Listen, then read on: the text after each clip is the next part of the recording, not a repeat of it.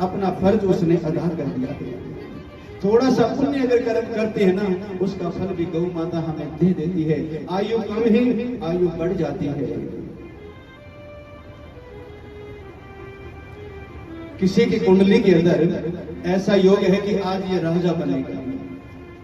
अब वो रास्ते में जा रहा है, रास्ते के अंदर बहुत खड्डे के अंदर, कीचड़ के अंदर एक गौ मां फंसी हुई है। अब वो राजा बनने जा रहा था, उसका योग था आज। वो उस गौ मां को देख करके उसे खड्डे से, कीचड़ से निकाला नहीं, उसके ऊपर पैर रखा, छलांग मार करके चला गया। थोड़ा आगे गया तो एक खड्डे के अंदर, एक लिफाफे के अंदर या एक कोहली के अंदर उसे हीरे मिले और वो हीरे लेकर के चला गया।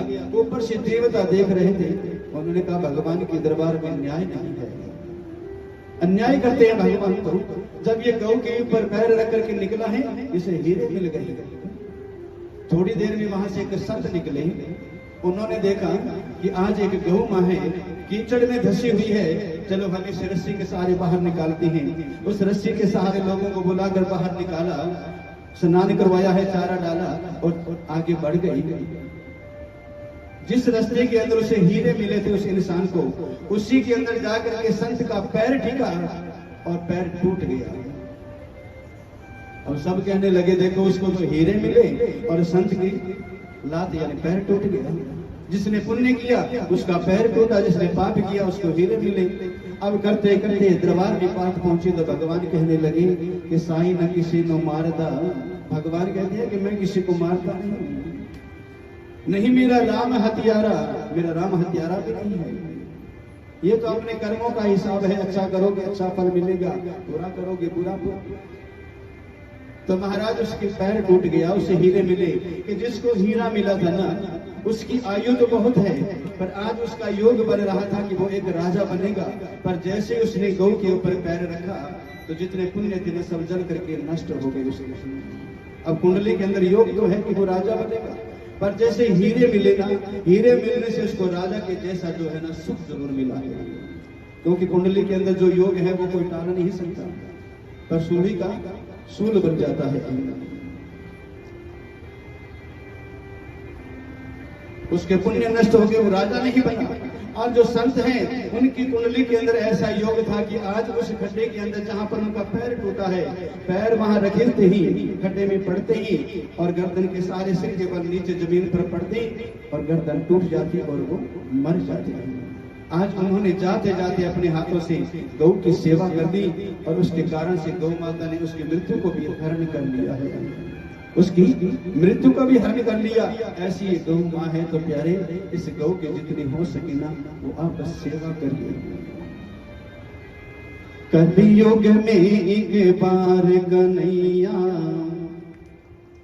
ग्वाले बन के आ जाओ, कलयुग में एक बार कन्हैया बन के आ जाओ, कलयुग में एक बार कन्हैया ग्वाले बन के आ जाओ, कलयुग में एक बार कन्हैया ग्वाले बन के आ जाओ।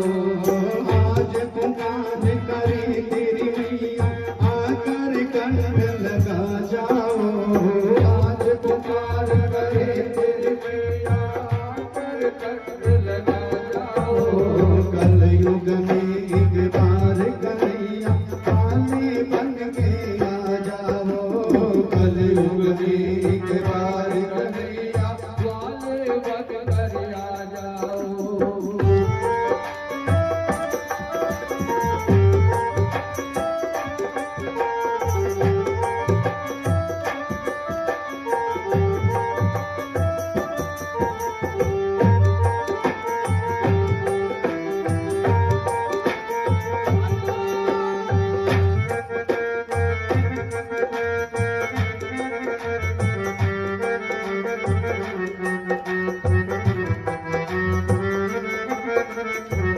एक बार भगवान से प्रार्थना करती है गोविंद, एक बार इस संसार ये कलयुग है ना, इस कलयुग के अंदर मुझे कोई भी सहायता करने वाला नहीं है। सबने दूध पान किया, बेच देती है लालच में। आज जो हमारी बहनें, जो साइड बैग रखती है, छोटा छोटा बैग रखती है कि सबसे मुलायम चमड़े का होना चाहिए। वो पता है किस वस्तु का बना होता है? वो चमड़ा गऊ की माँ का जो बछड़ा है ना, उस बछड़े का चमड़ा है। जो गौ माँ है, जब सोने वाली होती है, गौ माँ ब्याने वाली होती है, तो ये कसाई लोग क्या करते हैं कि उसके समय पूर्ण होने से 10 मास पूर्ण, उसके 10 मास पूर्ण होने से पहले ही और उस गौ माँ के पैर से है ना उस बच्ची को निकाल लेते हैं। 10 मास पूर्ण होने से पहले उस बच्चे को पेट से निकाल करके जीवित रहते रहते उस गौ माँ के चमड़े को नोच लेते हैं। हरे राम। जीवित रहते इस गौ माँ का चमड़ा, बछड़े का चमड़ा नोचते हैं और उस नोचने के बाद में वो तड़प तड़प करके वो बच्चा मरता है और उसका जो चमड़े के बाद ये मांस है वो तो डब्बे में पैक होकर के विदेशों में चला जाता है। और जो चमड़ा है, उस चमड़े के जो साइड बैग हमारी माताएं रखती हैं या नरम पॉकेट जो है भाई लोग रखते हैं, वो उसी चमड़े की है जो गौ माँ का बछड़ा है, जीवित रहते जिसके चमड़े को उतारा था। और ये गौ माँ है ना, इसके भी प्राण इतने जल्दी नहीं निकलते। हमारे बेचने के बाद में इस गौ माँ को 4-4, 10-10 दिन तक उसे धोखा रखा जाता है। उस गौ माँ को धोखा रखा जाता है, पानी नहीं पिलाया जाता और उसके बाद में उसे कत्ल खाने में ले जा करके और उबलते हुए पानी में उबल रहा है, हलवाई जैसे पकोड़े तलता है ऐसे पानी उबल रहा है, उसका मुख गौ का ऊपर है और पानी में उस गौ माँ को डालती है। उस गौ माँ जो है ना उस पानी में तड़पती है, चिल्लाती है, पर आवाज सुनने वाला कोई नहीं पा पाता।